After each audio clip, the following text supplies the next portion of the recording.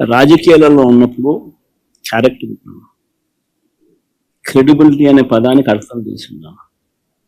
రాజకీయాలలో ఉన్నప్పుడు కాలర్ ఎగరేసుకుని చెప్పాలి, ఫలానోడు మా నాయకుడు అని.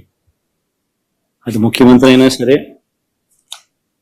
ఎమ్మెల్యే, ఎంపీ అలాంటి ఆయనైనా సరే, ఎమ్మెల్యే అయినా ఇలాంటి అయినా సరే, ఎవరి గురించి అయినా కానీ ఇట్లా గొప్పగా చెప్తాం. కానీ మనమంతటి మనమే ప్రలోభాలకు లొంగో, భయపడో, ఏదో కారణం చేత మనమంతటి మనమే మన వ్యక్తిత్వాన్ని, మన క్యారెక్టర్ని, మన క్రెడిబిలిటీని మనం బలంగా పెట్టి మనం కాంప్రమైజ్ అయ్యి అటువైపు మనం పోతే మన గౌరవం ఏంది,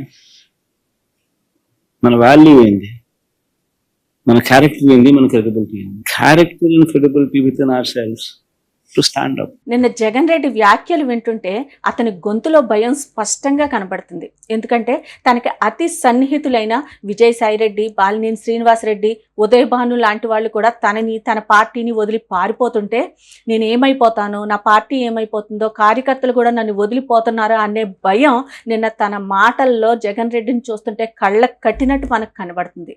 ఈరోజు జగన్మోహన్ రెడ్డి 2.0 అంటూ మాట్లాడుతున్నాడు.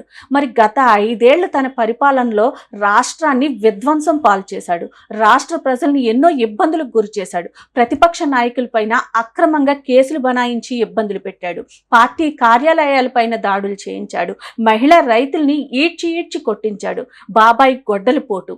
ఇవన్నీ కూడా మనం జగన్ రెడ్డి 1.0లో మనం చూసాం. దానికి తగ్గట్టుగానే రాష్ట్ర ప్రజలు కూడా జగన్ రెడ్డి గోబ గుయ్యమనిపించేలాగా నా వెంట్రుకు కూడా పేకలేరు అన్న జగన్ రెడ్డికి 11 ఉంచి కూర్చోబెట్టారు.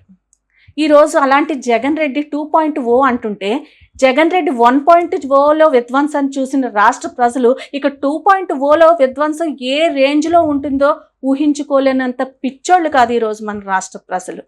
ఇంకొకటి, విలువలు, విశ్వసనీయత, చీటింగ్ అంటూ పెద్ద పెద్ద పదాలు వాడేస్తున్నాడు జగన్మోహన్ రెడ్డి. అసలు విలువలు, విశ్వసనీయత ఇలాంటి మంచి పదాలని వాడటానికి కనీసం అర్హత కూడా లేదు జగన్ రెడ్డి నీకు. ఎందుకంటే కనీసం కుటుంబ విలువలు కూడా లేని నువ్వు ఇంత మంచి మంచి పదాలు మాట్లాడుతుంటే ఈరోజు వినటానికి చాలా సిగ్గుగా అనిపిస్తుంది. ఎందుకంటే నీ తల్లిని చీటింగ్ చేసావు, నీ చెల్లిని చీటింగ్ చేసావు, నీ బాబాయ్ కూతుర్ని చీటింగ్ చేసావు. ఈరోజు నీ సొంత చెల్లె రోడ్డెక్కి మా అన్న పెద్ద మోసగాడు, పెద్ద చేటర్ అంటూ గొంతు చించుకుని అరుస్తూ చెప్తుంది.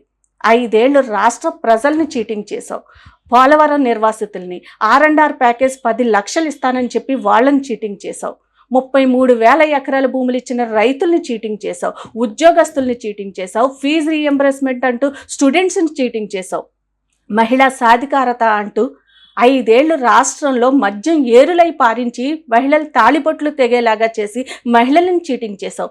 ఎవరిని నువ్వు చీటింగ్ చెయ్యింది? అసలు ఎవరిని వదిలిపెట్టావని నువ్వు మోసం చేయకుండా? అలాంటి నువ్వు ఈరోజు విలువలు, విశ్వసనీయత, చీటింగ్ అంటూ మాట్లాడుతుంటే రాష్ట్ర ప్రజలు సిగ్గుపడుతున్నారు నీ మాటలు వినడానికి. ఇలాంటి మంచి పదాలు వాడేటప్పుడు ఒక్కసారి నీ గురించి నువ్వు ఆలోచించుకుని మాట్లాడు జగన్ రెడ్డి.